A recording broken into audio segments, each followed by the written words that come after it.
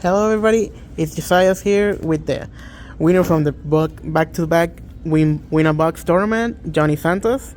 What did you play? Swordsoul. So, show us your profile, Yes, please. shout out to Nick, our judge. Shout out to Dan in the shop, owner. Shout out to Matt for the owning the channel and posting everybody, all the goo and stuff. Shout out to Steven, and shout out to everybody, all the group chats. Shout out to Josiah behind the camera and everybody that I've been theorizing with and thinking about certain things, certain texts, and certain hand trap choices and stuff like that. So shout out to everybody that has helped, and Ivan, all the boys, Preston, Jared, Luke, Eric, everybody, Matt, Juan, honestly everybody. So shout out to everybody. So we'll go pretty standard for the most part with Swordsoul. Only difference is going to be like the side deck and a few choices hand traps wise in the main deck. Everything else is so back-to-back box. So first place, I've dropped 3 duels in the total of all the 8 rounds of the 2 tournaments. So I think the deck is very consistent. Haven't bricked once. Going first, going second, losing the dice roll. So I think the deck is very good. I think it's actually the actual third, fourth best deck in the format, in my honest opinion. No bias.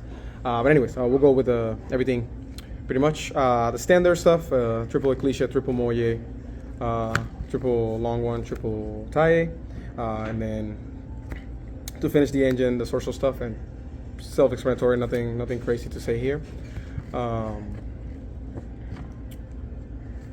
The tokens, Swordsoul tokens. And we'll go with the Tenji lineups. We go with 3 Ashuna, 3 Vishuddha, 2 Adara, 1 Shatana. We don't like the third Adara. I think this is correct. We never miss a third one. And this is enough. We want to maximize on everything that we can maximize. That's very relevant. This actually comes in handy a lot. And yeah, every time that we go first, we side deck 1 Vishuddha out. Every time we go second, we take this out, and then we just try to break the boards with the Tenji engine, and then with hand traps. If we slow them down enough, if we don't see hand trap, we just see Tenji, we just try to break the board, so we don't need a third Adara. That's how I like it personally, and yeah, it's worked perfectly so far in the tournament. For the hand trap ratios, I personally don't believe in board breakers. I don't think they're good unless it's versus or as impactful versus unless it's Sprite. I think that's the only deck that you need, like Dark Rulers and Evil and stuff like that, to break the whole Melfi board Sprite. Other than that, I think everything you can slow down, or they end up on a decent board where if you hand trap them, you see 2 hand traps in hand, you just hand trap them, and then you just try to break the board with everything else, every Tenjis. 1 Ashuna can get you into everything, and Vishuddhas, whatever you need, and then Swordsoul stuff. So we'll go for the triple Ash, triple Veiler, pretty self-explanatory here. The negates, and then we'll go 2 draws. If it was regionals, we would play a 3rd draw to make it 12, but for the boxes tournaments and locals and stuff like that, I think 2 is enough. Yeah, never missed a 3rd. I actually did one of the tournaments. Didn't see it in neither of the matches. Other than that, this is the synergy with Ashuna, Vishuddha, we know, for normal summon synchro plays.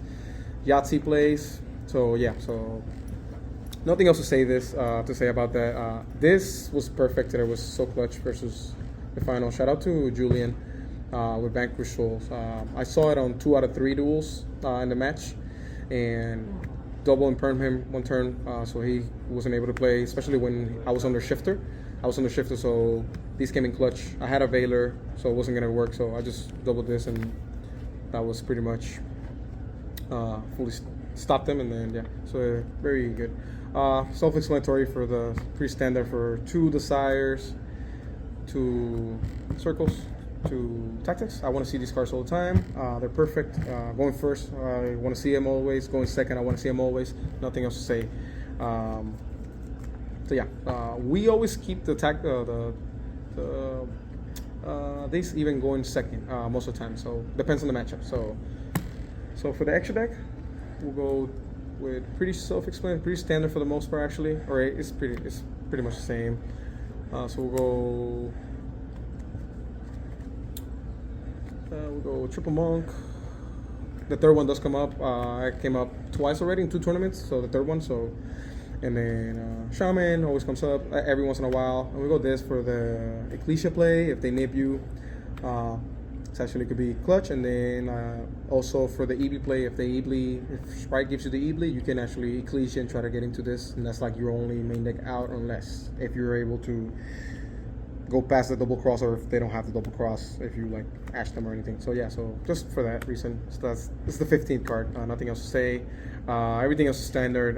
Double Shishao, double Baxia. We go Berserker, Yahtzee.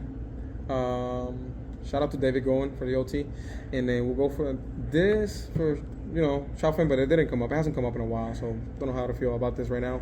We'll still leave it there. And then for the 10s, nothing to say to the 10s. Now we go more into Baron since more people are playing evenly in the main. So we go into this more game 1 because the point is to Shishao this or this Shishao and play with the hand traps to try, and then save this for the evenly if they have it or whatever. And yeah, so but we still go into this game once. We go here.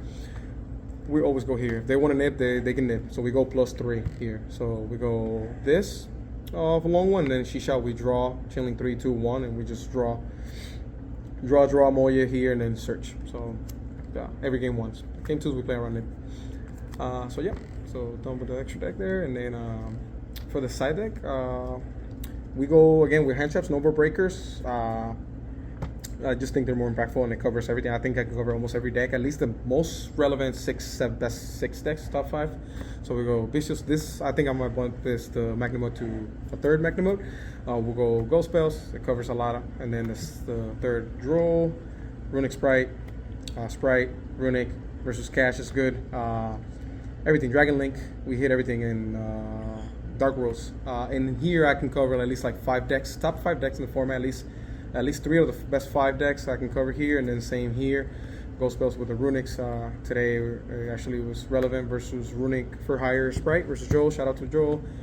And yeah, I don't think I'm gonna change this. I think this card is gonna stay on the side deck, and we'll see how I feel about the draw and the 3rd draw in the main.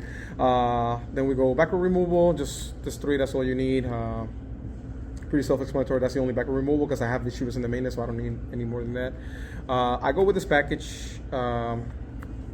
So here, if we're going first, this you can say these, but this package right here with the double cross, I just put these every game 2. If I'm going second, I put these because in case that assuming that anybody sees a deep barrier, since I can't play, it's almost like an FTK.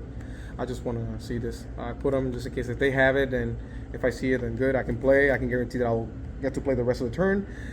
If they debarrier me, a lot of times it's just pass. So yeah, and worst case scenario, if I don't see it, they don't have debarrier, I can at least with the hand traps. I can play through hand traps since I play a lot of the hand traps of the format.